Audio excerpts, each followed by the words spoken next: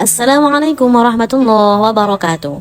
Perkenalkan, nama saya Nurul Makiyah Lailatul Jamilah dengan NIM 315023000199 dari Prodi Pendidikan Agama Islam. Di sini saya akan sedikit mempresentasikan tugas psikologi dan ruang lingkupnya. Apa itu psikologi? Mendefinisikan psikologi bukan merupakan hal yang mudah, karena cakupan yang luas serta perbedaan dasar pemikiran atau filosofi dari para ahli psikologi. Kata psikologi sendiri muncul sekitar pada abad 16 dan berasal dari bahasa Yunani, yakni dari kata psyche yang berarti jiwa dan logos yang berarti ilmu. Bila diartikan secara harfiah, psikologi adalah ilmu jiwa atau ilmu yang mempelajari gejala kejiwaan. Jadi, psikologi pada mulanya adalah pengetahuan tentang jiwa manusia. Namun demikian, pengertian jiwa merupakan sesuatu yang abstrak, tidak bisa dilihat dan diungkapkan dengan jelas, sehingga sulit untuk diukur secara objektif. Sedangkan syarat utama dari ilmu adalah dapat diukur dan harus dapat dibuktikan dengan nyata. Selanjutnya, gimana sih secara psikologi? Sebagai suatu ilmu, psikologi tergolong cabang pengetahuan yang masih muda. Ahli filsafat dari Yunani lah yang pertama-tama tertarik mempelajari gejala kejiwaan ini. Dua filsuf Yunani kuno yang sudah mempelajari psikologi adalah Plato dan muridnya yakni Aristoteles. Kira-kira sekitar abad ke-7, psikologi dipengaruhi oleh ilmu pengetahuan alam. Sejumlah ahli faal mulai juga menaruh perhatian pada gejala-gejala kejiwaan. Mereka melakukan berbagai eksperimen mengenai hal tersebut. Teori-teorinya berkisar tentang syaraf sensoris dan motoris di otak dan hukum-hukum yang mengatur bekerjanya syaraf tersebut. Baru pada abad ke-19, psikologi menjadi ilmu yang berdiri sendiri, terpisah dari ilmu lainnya. Hal tersebut ditandai oleh berdirinya laboratorium yang pertama di Leipzig, Jerman, yakni pada tahun 1879 oleh Wilhelm Wundt. Oleh karena itu, ia seringkali disebut sebagai bapak psikologi modern. Kemudian, aliran-aliran dalam psikologi. Setelah psikologi berkembang, maka akan muncul berbagai aliran psikologi. Pada perkembangannya ada 3 aliran yang sangat berpengaruh. Yang pertama yakni aliran psikodinamika. Aliran ini menekankan pada pemikiran-pemikiran yang berasal dari alam ketidaksadaran, konflik antara insting biologis dan tuntunan masyarakat, serta pengalaman masa kecil seseorang. Aliran ini dipelopori oleh Sigmund Freud. Ini lebih berfokus pada proses mental seseorang yang merupakan tingkah laku tertutup. Menurut Freud sendiri, jiwa manusia terdiri dari 3 kualitas. Yang pertama yakni kesadaran atau consciousness, berisi hal-hal yang disadari, misalnya warna baju yang dipakainya saat ini. Kemudian, bawah sadar atau subconscious, berisi hal-hal yang sewaktu-waktu dapat muncul kesadaran. Misalnya, mula-mula ia lupa nama orang yang ia jumpai, tetapi setelah beberapa saat ia ingat kembali.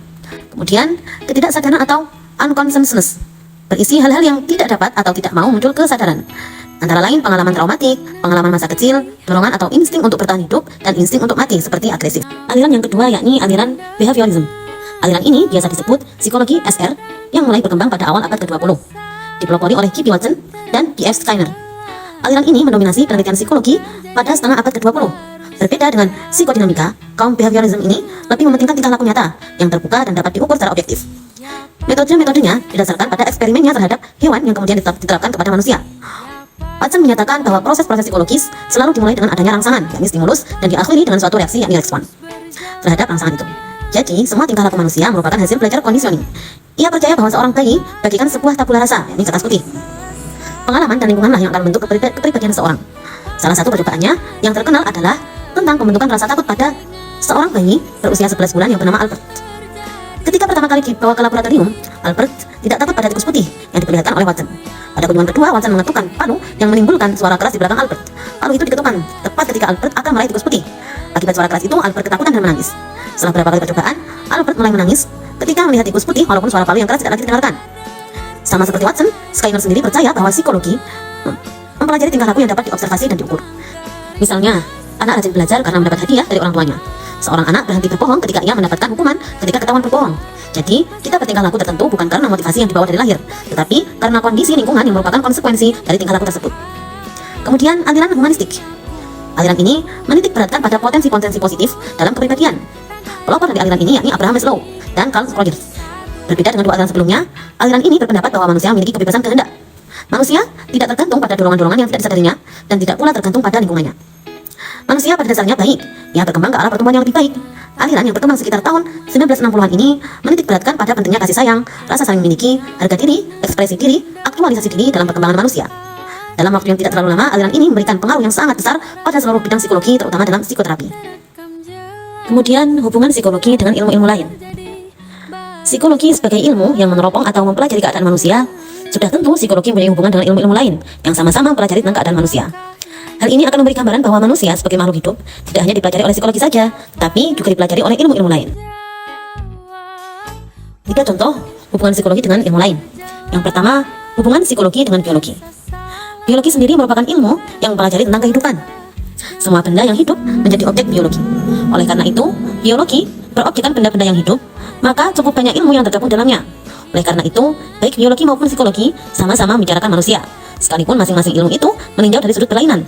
Namun, pada segi-segi yang tertentu, kadang-kadang kedua ilmu ini ada titik-titik pertemuan. Biologi, khususnya antropologi, tidak mempelajari tentang kejiwaan, dan ini yang dipelajari dalam psikologi. Kemudian, yang kedua, hubungan psikologi dengan sosiologi. Manusia sebagai makhluk sosial juga menjadi objek dari sosiologi. Sosiologi ini merupakan ilmu pengetahuan yang berhubungan dengan manusia, mempelajari manusia dalam hidup bermasyarakatnya.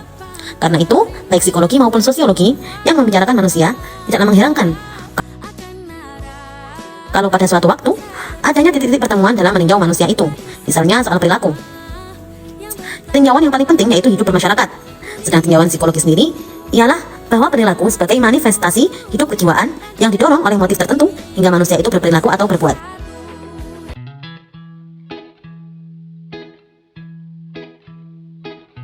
Karena adanya titik-titik persamaan, maka timbullah cabang ilmu pengetahuan dalam psikologi, yakni psikologi sosial yang khusus meneliti dan mempelajari perilaku manusia yang berhubungan dengan situasi-situasi sosial. Kemudian, contoh yang ketiga, hubungan psikologi dengan filsafat. Di sini manusia sebagai makhluk hidup juga merupakan objek dari filsafat, yang juga membicarakan soal hakikat kodrat manusia, tujuan hidup manusia, dan sebagainya. Sekalipun psikologi memisahkan diri dari filsafat, karena metode yang ditempuh adalah salah satu sebabnya, tetapi psikologi tetap mempunyai hubungan dengan filsafat. Cabang-cabang psikologi. Cakupan psikologi sangat luas, menyangkut berbagai aspek tingkah laku manusia. Oleh karena itu, psikologi berkembang menjadi berbagai cabang yang menitik beratkan pada salah satu aspek tingkah laku sebagai berikut. Yang pertama, psikologi perkembangan. Bagian dari psikologi yang mempelajari perkembangan mental dan fisik, mulai dari masa prenatal, masa kanak-kanak, remaja, dewasa, hingga masa tua. Seorang psikolog perkembangan akan tertarik untuk meneliti bagaimana efek tempat penitipan anak pada penyesuaian diri seorang anak. Ia juga akan tertarik untuk mempelajari bagaimana pengaruh pensiun pada seorang yang telah lanjut usia. Kemudian yang kedua, psikologi pendidikan.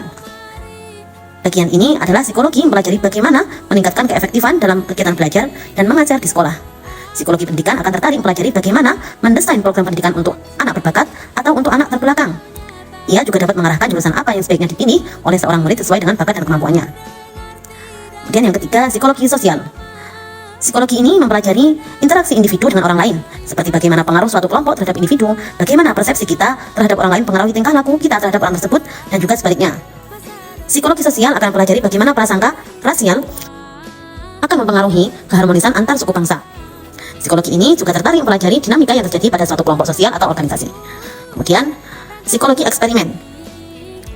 Cabang ini ialah bagian dari psikologi yang berkecimpung dalam penelitian mengenai proses psikologi manusia.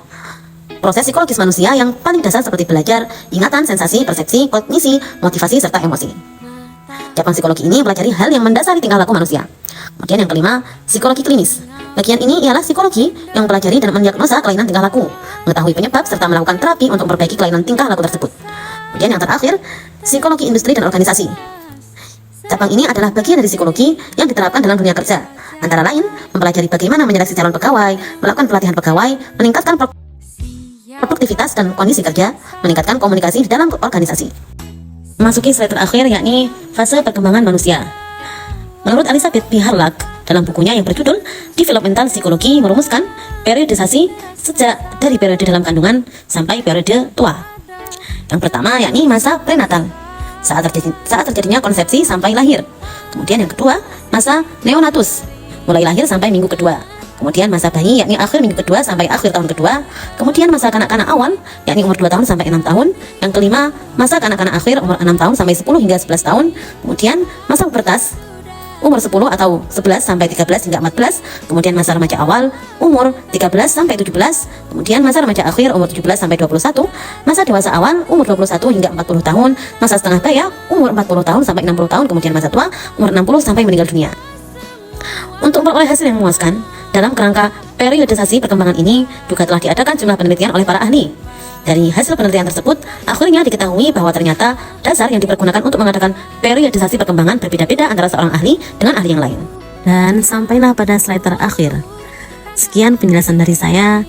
Terima kasih telah mendengarkan hingga akhir. Allahul muwafiq ila aqwamit thoriq. Assalamualaikum warahmatullahi wabarakatuh.